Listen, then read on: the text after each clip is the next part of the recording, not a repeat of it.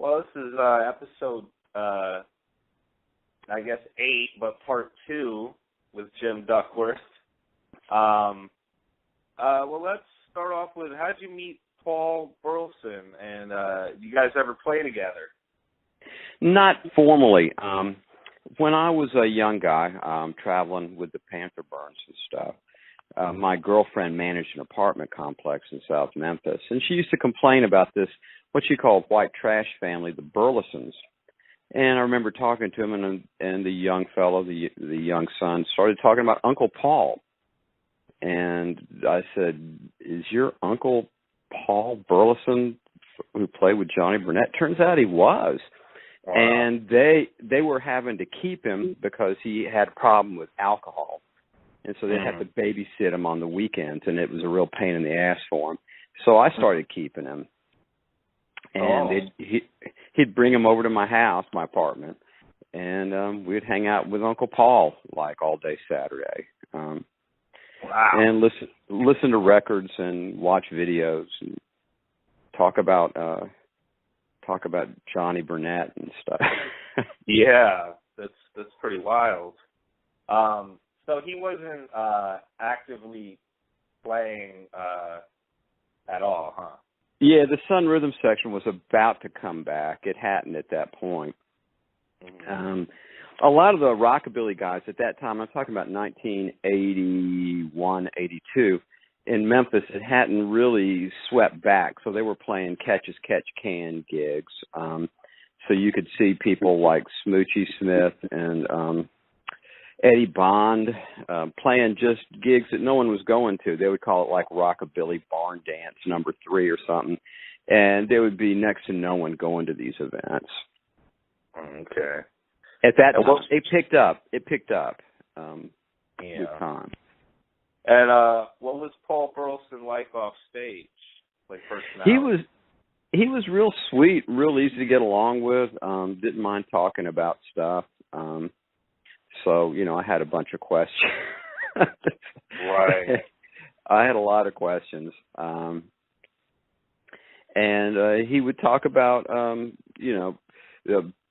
Dorsey and Johnny Burnette fist fighting, and him having to break them up.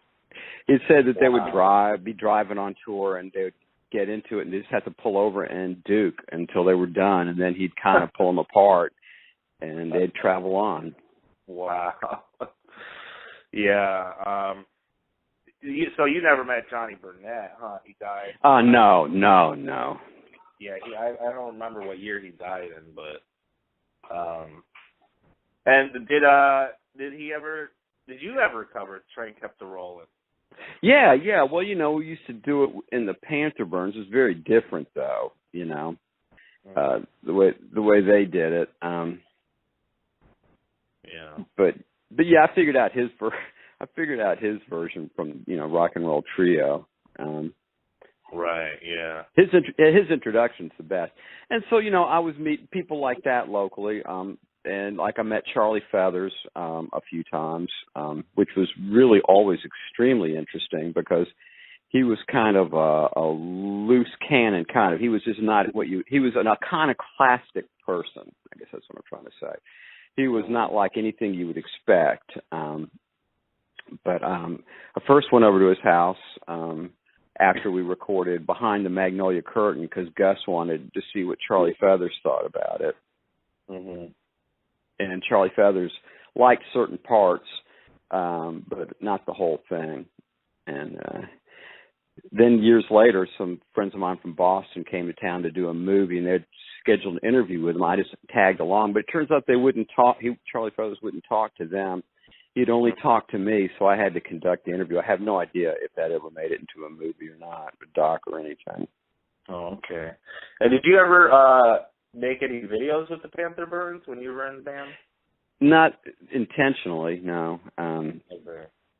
There were many things, like they used to videotape a lot of things at the old Peppermint Lounge, and I remember playing at this on Broadway. When I played on Broadway there, I know that was videotaped, but I don't know where any of that stuff is. Okay. Yeah, because I've seen a lot of old footage of them and they're using like old caddies and stuff like that, old classic cars. I was gonna ask, did you ever get into that, like driving classic cars and stuff? Not on purpose, no. I had a '63 Mercury for a long ass time, but it wasn't on purpose. It was just what I ended up with. Okay. All right. And can you tell me about joining Charlie Pickett and the Eggs? Yeah, I would love to. Yeah, thank you. Charlie Pickett is I always thought I'd be doing interviews about Charlie Pickett later because I thought he was just extremely talented. I met him in Miami when we went down there with the Gun Club when we were doing this Airline Across America tour. And he was just the nicest person, and his band sounded really good. That would have been, I guess, the original Charlie Pickett and the Eggs group about 1983. And he was just a sweetheart and, really knew his music really nice and could play. And so a couple of years later, he's recording for Twin Tone up in Minneapolis and asked me to come do some stuff on the session. And most notable, I guess, made this record called Route 33, which I thought was very good. Not from my input so much, but Charlie had great songs. But Mo Tucker, that's how I got to meet Mo Tucker, was on that. Wow. And, of course, I was way excited about meeting anyone associated with the Velvet Underground. And she, too, was real pleasant and would talk to me about anything. It wasn't put out by me asking questions about what she had done and the Velvets and stuff. Okay. Did you ever meet Lou Reed? Never did. Wish I had, though. Love Lou Reed, but I never met anyone like that. Okay. Yeah, my wife's grandmother knew Lou Reed from him coming into the pharmacy, because he used to live in New Jersey in a town where they lived, and he would be coming in, and she chatted up this guy, and his name's Lou, but she didn't know who he was. And we said, that's Lou Reed, he's in the band, the Velvet Underground, you got to get his signature. So she had him sign a little piece of paper, and I own it to this day. Wow. Yeah. That's amazing. Yeah.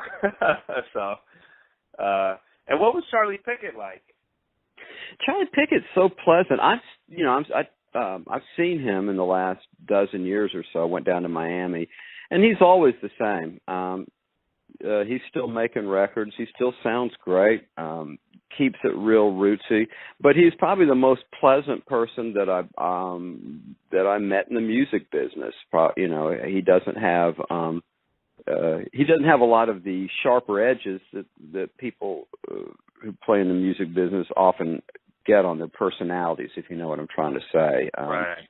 It was all real easy dealing with Charlie. He's just beautiful.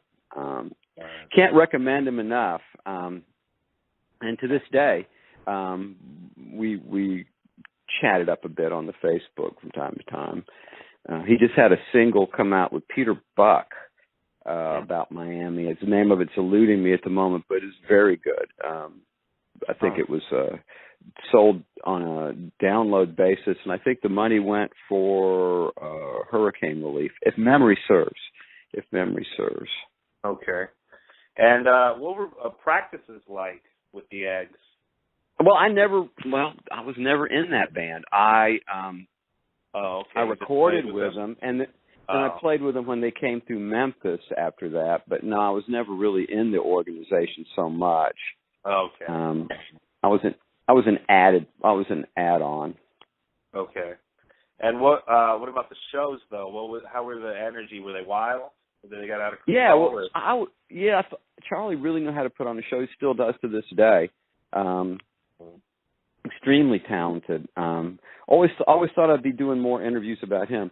I'm sort of surprised that the people that I've been asked to talk about over the years, about 10 years ago or better, I was asked about Chilton, and he was still alive at that time, about my experiences with him. And I've been asked, of course, about the Gun Club a lot. I guess it's really I don't know what makes these people sort of stand out. I guess if they have a good biography. Charlie doesn't have any really wild, horrible shit in his biography, since he's always been, sort of has great equanimity and, wasn't bust out junkie or alcoholic or anything else like that. Okay. Well, I was going to ask, what are most of the Charlie Pickett songs about? Because I thought one was about cop and heroin in the Miami Project. Oh, yeah. Well, now, thank you. That is true. Overtown, right? Is that what we're talking about? Yeah, Overtown. Right. And it's they got a video and everything. Well, now, some people in the Pickett organization at a certain time were addicted to drugs, is my understanding. I guess I can tell this story. So my favorite Charlie Pickett story, probably my favorite music business story of all time. Let's see if I got this. Charlie Pickett was on tour. They were in New Haven with the Eggs, and some of those guys were using narcotics, and some of them did other things. And Charlie, of course, was clean, real clean. So they're killing some time at a mall, and Charlie goes in, and while he's waiting in this long line in a popcorn shop, reaches behind the counter and gets a piece of popcorn. Some woman in line reacts badly and starts screaming. They call the mall security, and they're about to arrest Charlie, I guess, but he makes it right by buying all the popcorn in the shop, which they give out at shows. Meanwhile, he's got guys in the band that are pretty sprung, and they can't figure out what happened to Charlie. And so the funny thing about that story is he has people who are engaged in all sorts of dangerous and illegal practices, and he is the one who nearly got arrested for taking a piece of popcorn. Wow. Crazy. And he checked me on that. He checked me on that story, by the way. When I was visiting with him, he asked my older son to tell the story the way I would tell it so he could check it. It checked out pretty fair, so I think I have that one. Okay, good. And they've been compared to the sounds, I guess, a little bit of a late Johnny Thunders. Did you ever meet Johnny Thunders? No, I saw him once. So the closest I came to meeting him, I was in an after-hours club in Manhattan, and he came in kind of yelling at the top of his voice about something. But that was as close as I came to meeting him. When we went to France in the gun club, I remember they took somebody I talked to, a promoter or something, took a good deal of pride in the fact that he told me that every time Johnny Thunders comes here, he'd get an overdose. He was very proud of that. When Johnny Thunders came to France, he would get strong heroin. Well, how did he? What was the show like? Were you amazed when he was playing on stage with his guitar technique? I only saw Johnny Thunders in the Dolls. I only saw him in the New York Dolls when I was a teenager. And to be honest, when I saw the Dolls, this is going to sound bad, I thought that, everything sounded vaguely the same. The emotional range seemed constricted to me, and the tempos were all up. Well, of course, I would get really used to this sort of thing when punk rock came out, but at that time when I saw the Dolls and the Stooges, this was a long time ago, I guess 1973, 72, 73, I wasn't really, of course, the punk thing hadn't really happened, and so I guess it was my first intimation of what that would be like. Right. Did you ever see the Ramones? I never saw the Ramones. I didn't really start liking the Ramones a lot until later, till well after the fact. Right. Okay. And what about Johnny Cash? Did you ever meet Johnny Cash? I didn't, but Kimberly, my lady friend's aunt, tells a story about being at I think it was Northwest Mississippi Mississippi Community College, and Johnny Cash at the beginning of his career came out there and played to about 6 people. It's hard to imagine. Yeah, Johnny Cash is on the upswing here. They're wanting to make a statue of him, but nobody's putting up the money, and I don't know where it would be. I don't know if that controversy is still rolling around here in Memphis or not. Oh, wow. Huh. Interesting. Obviously, you're a big Elvis fan. I take Big it. Elvis fan, yeah. Mm-hmm. Did you ever cover any of his songs with any of your buddies? Sure. We, to this day, I know probably too many of those songs. If I'm in a loose situation with somebody who knows that stuff, I certainly get to it quite a bit. But yeah, I learned all those Scotty Moore guitar solos. I thought that they were really essential. Oh, nice. Have you ever met Sam Phillips? I never did. I've been to. I recorded at Sam Phillips' studio, and Roland James was the engineer, the guy who played guitar with Jerry Lee Lewis and I think Raunchy and a lot of those Sun records. He was the engineer. It kind of freaked me out to be on the other side of the glass from him. Once I was playing a gig here, and they quickly decided they wanted to play Love and Happiness, which luckily I kind of knew. But the reason they did is because Teenie Hodges, the guitar player, was sitting there. I'm glad I didn't know that either. That would have spooked me something awful. Yeah, I mean, when you get out on stage, are you usually nervous, or do you have... Oh, I'm always nervous, sure. Yeah. How do you calm yourself? Do you have a drink, or... Well, I don't drink or take drugs anymore, so I guess I just deal. I just feel it. It used to be, and that was one of the reasons I would have problems, would be I would have a couple of beers or something to calm my nerves before I played. And if it was a long wait, of course, I'd end up having several more. And there's a point where the optimum return on drinking alcohol doesn't pay off, and I would certainly reach that. If there was a band playing before us that was loud and awful, I would drink even more to try and blot that shit out, but all right. it never worked. Yeah. And when you joined the Gun Club, how quickly did you pick up on those songs? I pick up on what? On the songs that... well, I had to learn them before I went, so I sat with the records. I think I learned everything on The Fire of Love and everything on Miami, because those were the two records they had at that point, not knowing what we would end up playing. Oh, wow. But what we ended up playing was pretty close to what the band before played. We added a few songs from that Death Party EP, and that was about it. But, we did not have a lot of rehearsals. I don't recall having a lot of rehearsals before we started playing out. So I'm sure it was really rough. Well, did Jeffrey ever talk about his fascination with Las Vegas or Miami?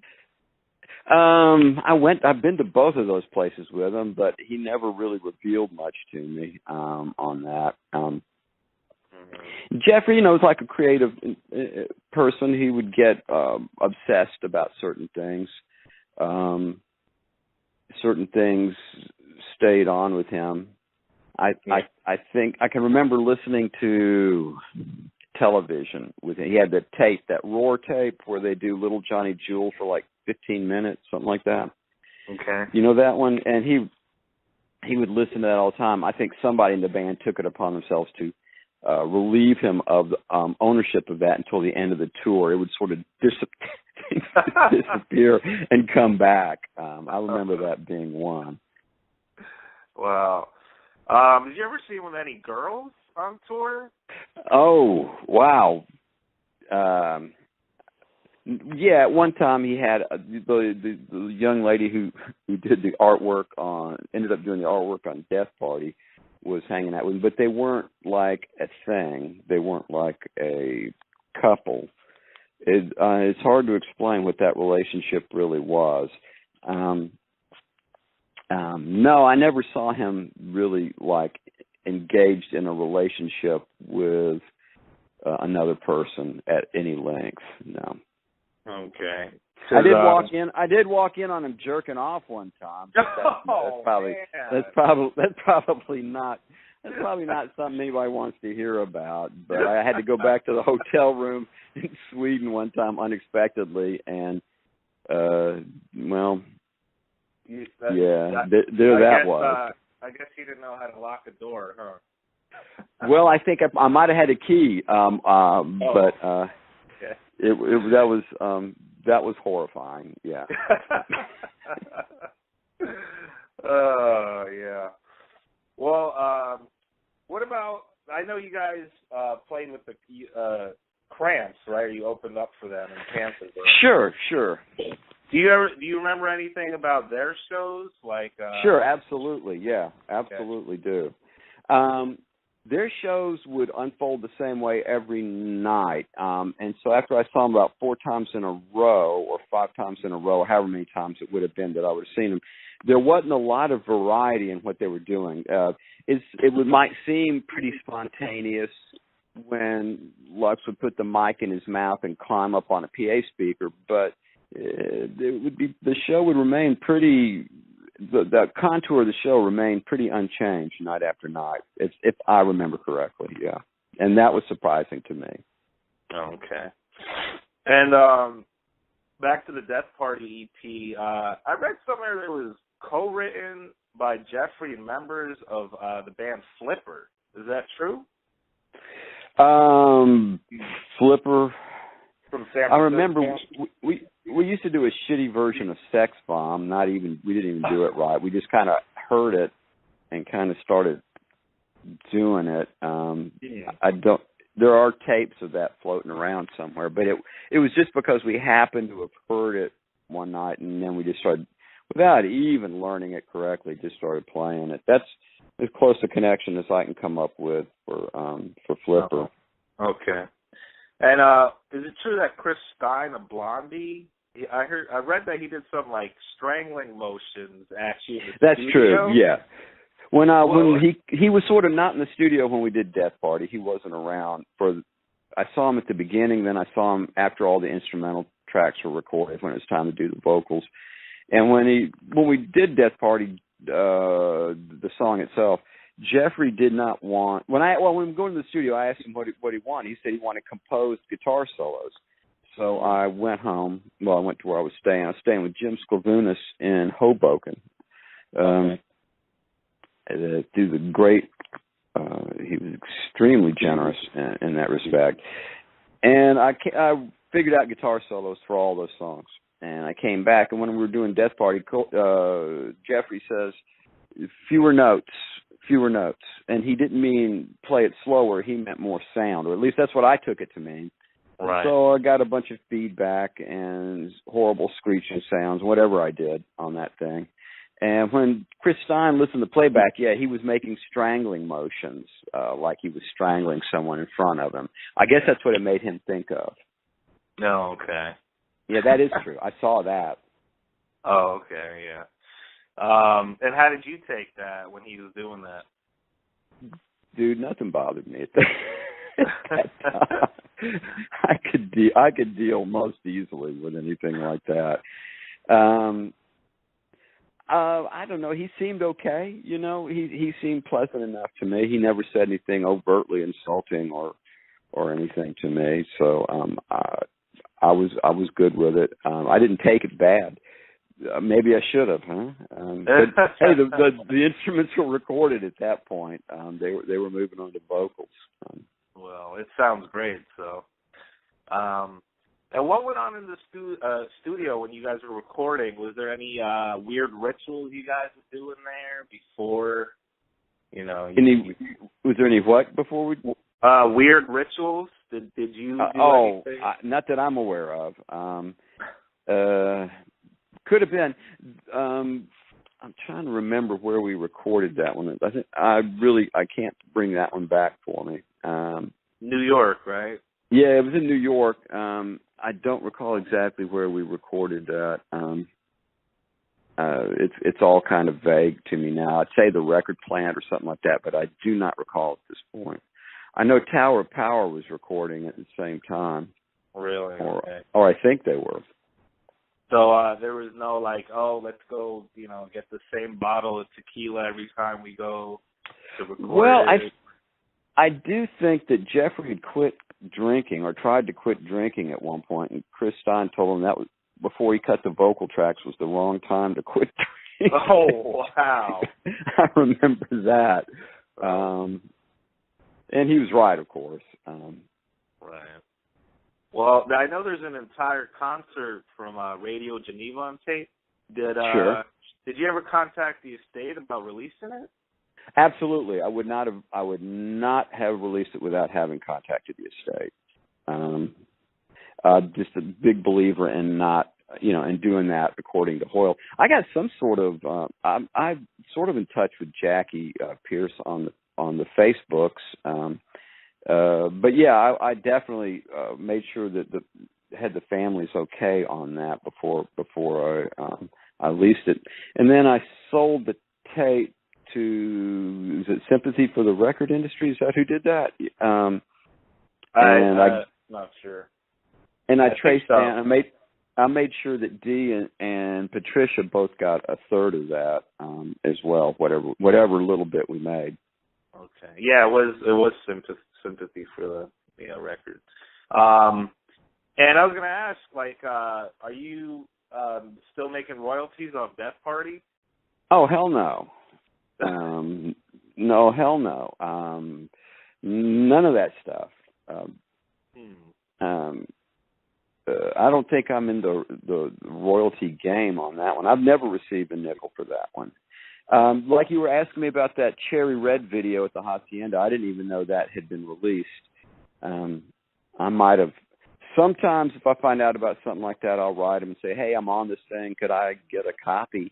Right. But more often, these things travel in their own separate legal universe, which doesn't involve me. Oh, really? So you didn't see a dime off any Death Party stuff? No. The only time I've seen any money from any royalties from the Gun Club was that documentary. I got money on that for quite a while, much longer than you would have expected. What about live shows? You got a little taste, right? Yeah, sure. I got paid for doing live shows. Okay. Yeah. All right. And there's a Dutch TV gig where Jeffrey's nodding off on drugs. What happened to that? That was in Amsterdam. That was at the Paradiso. And that whole thing was shot with 3 cameras, but I've only seen 2 songs in the interview from that. And 2 things about that I find amusing. One, it identifies me as Jim Dickinson in the interview, which I'm sure Jim Dickinson is still rolling in his grave from that shit. And Jeffrey clearly junked out on that in that interview. I think it's pretty obvious. You've seen that, right? Yeah, I think I've seen parts of it.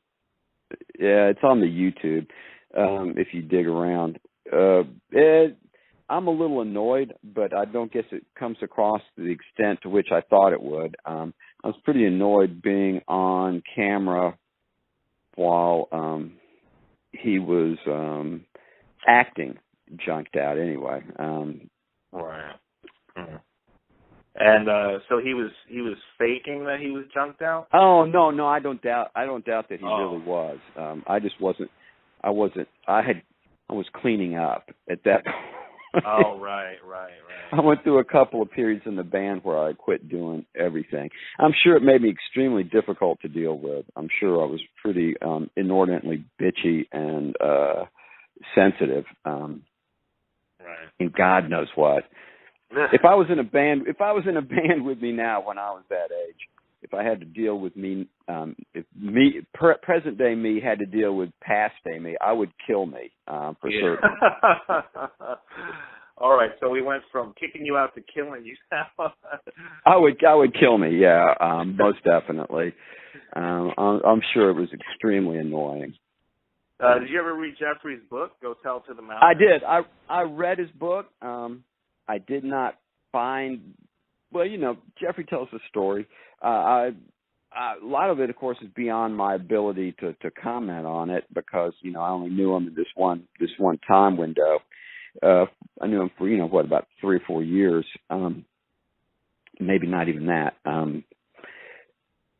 So yeah, I read Go Tell the Mountain. I ended up giving my copy to a friend of mine.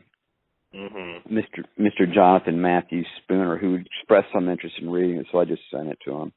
Okay. So what did you think of the book? You didn't like it? I didn't care for it so much. Have you read Terry's book? No, I haven't read any of the Gun Club books.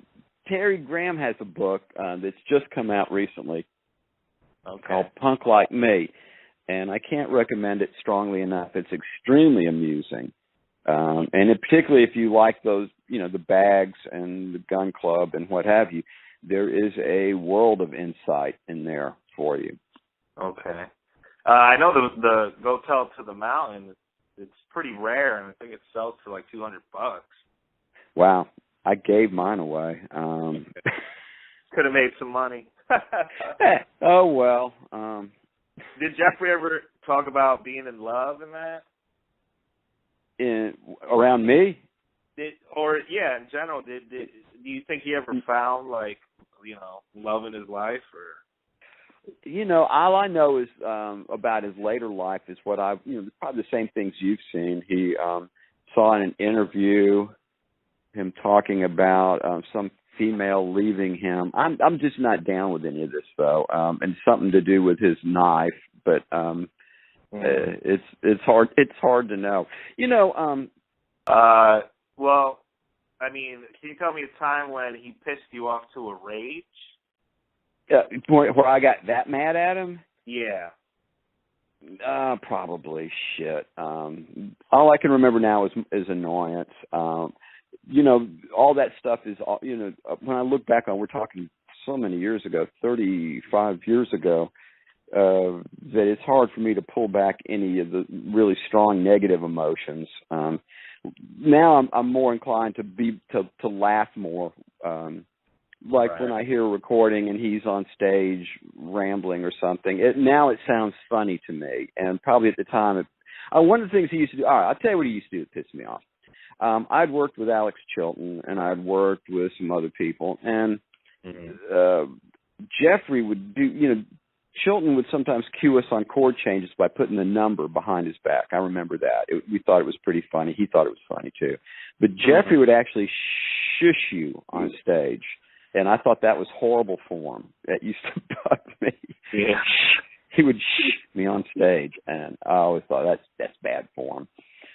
Yeah. I agree. I think that'd make anyone kind of pissed off. Did you ever piss him off?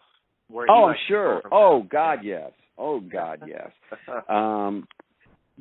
Okay. One, I don't remember this specifically, but I've heard recordings, so I know we used to do it. We would play Strange Fruit, or what passed for Strange Fruit. It was really Jeffrey doing the vocals and us making noises and stuff. And we kind of had a whole thing worked out. And I heard a recording recently, and then I remembered this game we used to play. The musicians try and play the last note. So we'd start, and then you'd hear like a drum hit and a guitar sound, and everybody trying to make the last sound. And I heard a recording with Jeffrey go, "Stop that!" Oh man! How much fighting happened between the Gun Club members, everybody together? How much? What happened together? How much fighting? You never got into it with Patricia or Dee? Oh no! Not that I recall. Back to Alex Chilton. I know he produced the Cramps records and a bunch of other stuff. Did he produce any of your stuff? Any of the bands you were in? No, I doubt he would have liked any of the bands I was in after I played with him. He didn't do any production or anything like that. Yeah. And what was he like as a person? Well, he was a lot of fun. When I knew him, we used to drink a lot and take drugs and stuff. But he got over that, as did we all. Those of us still alive. But I found him very pleasant. He could be a little bit cantankerous. But he was very likable. I used to go to his house and pick out records, from his dad's collection. His dad was a jazz musician, and of course, so he was impressed that I knew my way around a record collection that wasn't just the stuff that everybody else was listening to. Right. And do you remember anything about the crowds at the gun club gigs? Was there a lot of fights? I don't remember any. I can remember people asking us to play Drug Train one time, as if all those bands were interchangeable. Because I know the UK shows, some of the songs the crowd went pretty crazy on. Yeah, I can remember getting insulted, and if you watch that Manchester video, there was some guys who would follow us around to insult us, to say psychedelic and shit like that, sort of dismissively to us, yelled at us between songs and stuff. Okay. At that time, that was a pretty broad insult. It was lumping you in with a sort of passe 60s sound. And what would Jeffrey do? Did he ever jump down in the crowd and attack? I don't recall. Oh, I don't recall him ever getting into anything like that on purpose. What was the weirdest thing you saw him do on stage while singing? Oh shit, I don't know. That's a fair question. I'm gonna have to pass. I have no recollection of anything being. It was pretty strange to begin with. It was strange enough to begin with, without having to get to any higher levels, I guess. Yeah. Right before I called you, actually, I got a Facebook 2 years ago memory, and his picture popped up. I thought that was really weird. Wow. Kind of eerie. Yeah. Yeah. I talked to a lot of people, that are interested in him. To this day, it's kind of harder and harder for me to have much of that kind of fresh emotion like you're asking me about that was related when I was doing it, because to me, it's to be honest, I'm not even sure it seems like that was me doing that, being in that band. It was so long ago, it seems kind of predestined, and maybe that was maybe another aspect of my personality or something, Yeah. Well, how were you guys at shows? Did the whole band hide out backstage, or did you guys walk around through the crowd when you guys were playing? Well, typically we'd be backstage. I'm trying to recall. Again, this sort of detail doesn't come to me very much. I guess the joke would be that a promoter asked Jimmy Ford, our road manager, said, "I hear that they have a drinking problem," and using a line that he got from me, he said, "No, we don't have a drinking problem. We get all the drinks we want." Did the crowd ever throw things at you when you were on stage playing guitar? I remember spitting in Europe was a big thing, more so than it was in the States at that time. Gobbing, yeah. Is that what we call that? Gobbing, yeah. And so I remember some kid gobbing at Patricia, and she wasn't going for it, and she said something to me, and I thumped some French kid in the head from the stage. And it turned out, I felt bad about it later, because it turned out he was a lot younger than I expected. When I talked to him, he asked me after the show, why did I thump him? He said, "Oh, you were spitting on Patricia." Of course, I could see he's just a kid. I felt kind of bad about that. You hit him with the guitar, or you just with your hand? With my fingers. I just two-fingered him across the side of the head. Just thumped him. Anyone ever try to attack you, though, personally? I almost got my head knocked in with a glass when we came up. We were told we were out of time at France one time, so we came out and took big curtsies rather than do an encore, and somebody hurled a glass. Oh my God, that would have taken me out if that thing had hit me. Yeah. And it just missed your head by an inch, huh? Yeah, by a little bit, yeah. Okay. What about Jeffrey? Anyone ever try to take a swing at him? Not that I remembered. Not that I remember. It's funny. Yeah, somebody asked me the same thing about Chilton a long time ago, and no, I don't remember anybody doing anything like that. I know on Death Party, the song "The Light of the World," Sure. There's a part when Jeffrey talks to him again. He goes, "I don't want to go through this. Tell him to come in here." Who's he talking about? God only knows. Okay. Do you remember recording that song? I remember a couple of the songs. He had like Willie Nelson lyrics that he was using that he plugged in on the songs until he wrote the part that that would be his own. And I think there were like 2 songs that had Willie Nelson lyrics in the session, but I do not recall which those were exactly. So there's a spoken bit like that. I don't want to go through it. Tell him to come in here. Yeah, something. He says that, and then the song starts. Yeah, it sounds like some studio banter that the nature of which is lost to me at this time. Yeah, I don't know. I don't know who he was talking about, but I know on the Song Death Party it was pretty, fast, aggressive. How'd you get into that aggressive guitar playing opposed to the slower songs on the album? Well, that was more in my wheelhouse there, the fast, loud, aggressive shit. Right. That was more where I was. I thought anything that didn't sound like White Light, White Heat was a mistake at that time, probably. Yeah. What kind of amps and pedals did you use when playing live?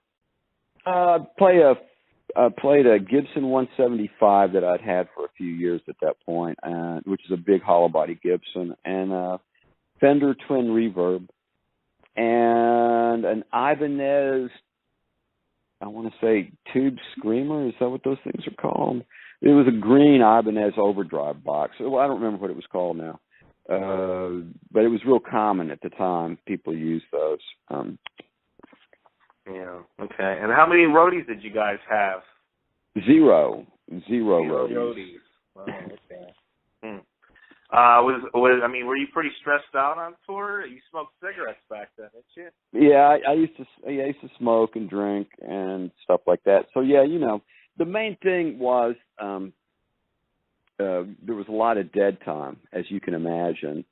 And being in my early 20s, I found all kinds of shit to get up to during that dead time that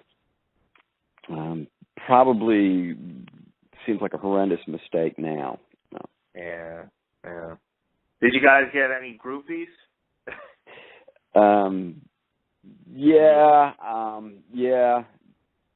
But it not as common as you would guess. Right. What about Patricia? Did she have guys coming after her? Did anyone? I don't know if I can talk about that. But yeah, guys liked her. Certainly. She was very different though on stage. I don't know if I said this before. She looked like Vampira, but off stage she looked like a clerk. Right. With her hair down and stuff. She and I had the same birth date, January 14th. Interestingly enough, one thing that's interesting about the Gun Club to me is that when I came from out here in Memphis, is their original drummer was Brad Dunning. I went to high school with him, and I don't know what the chances of one little high school in Southeast Memphis producing 2 people who ended up going through the Gun Club. I don't know what the odds are on that, but it's astronomical. That is strange. Huh. So, Jeffrey never made a pass at Patricia, right? Oh, no.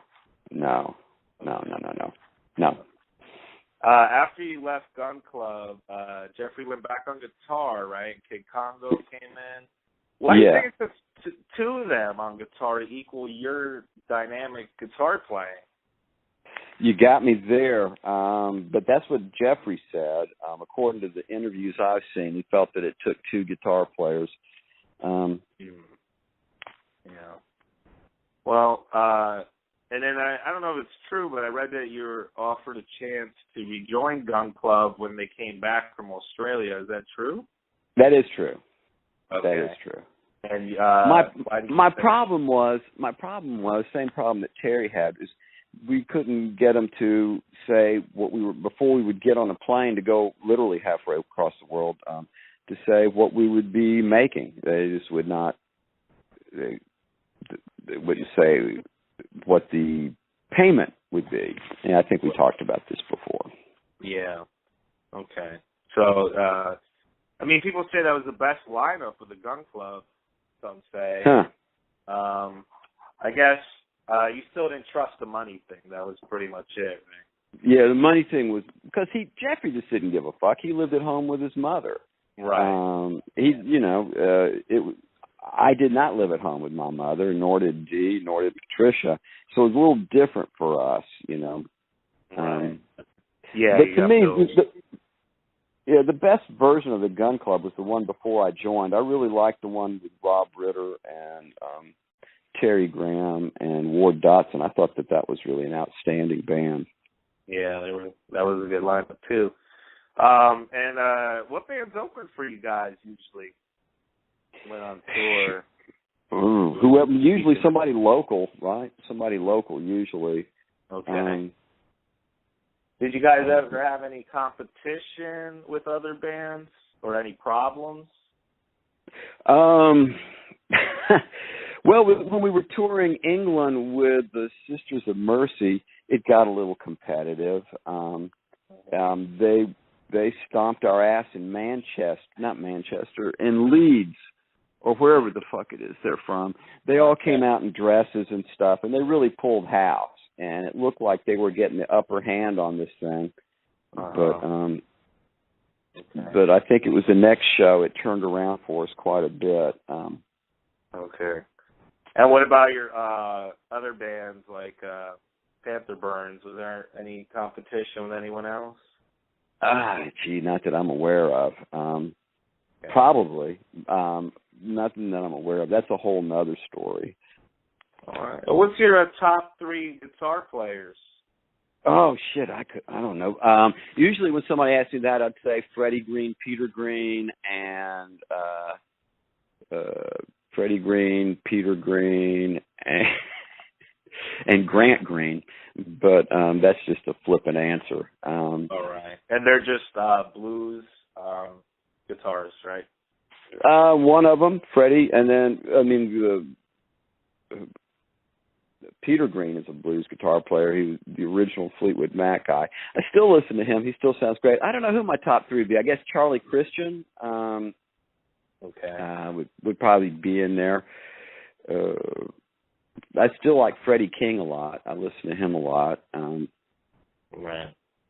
And what would you say your top 3 favorite bands are? The Yardbirds. I wanted everything I ever did to sound like the Yardbirds until I was like in my 40s or maybe even later. When my younger son was in 5th grade, he was really fascinated with the Yardbirds. This was really exciting to me because I had somebody to talk to about that shit. But it was also really sad, too, because I knew he'd outgrow it, and I knew I wouldn't. Yeah. Yeah, and I know one's the Velvet Underground, right? That's 2. Yeah, I certainly listen to Velvet Underground a lot. I don't know, something like Moby Grape, something like that, I guess. Okay. I listen to everything. All right. To be fair. All right. Well, lastly, what do you think the whole spirit of like rockabilly, rock and roll, blues, country punk, all that stuff means to you? Well, I think it was really a lucky time for me to be in music because I was able to discover the roots music. Like I said, Chilton, more than anybody else, initially got me listening, whether he knew it or not, to the Carter family and to Ernest Tubb and Jimmy C. Newman and people like that. And what I saw that the punk ethos as being about when I was in it was kind of like trying to trim away the excess, the extraneous stuff in the rock music and make it basic and rootsy and, I guess, if you will, folksy. Again, bring it down to the people, take it away from the extreme production, which had plagued it for so many years. So for me, it was an enduring legacy because, I kept discovering more and more about roots music, still do, and I'm still extremely interested in it and play to this day. The group I'm in, Billy Dove, plays a roots amalgam of different elements, country and blues, and to this day. Really thrilled to be playing in the Billy Dove. Lead singer Kimberly Keeler's from Lake Cormorant, Mississippi, and brings a lot of those roots elements with her, which, of course, while we're working together. So, yeah, it has an ongoing significance for me. That part I still feel. Okay, right on.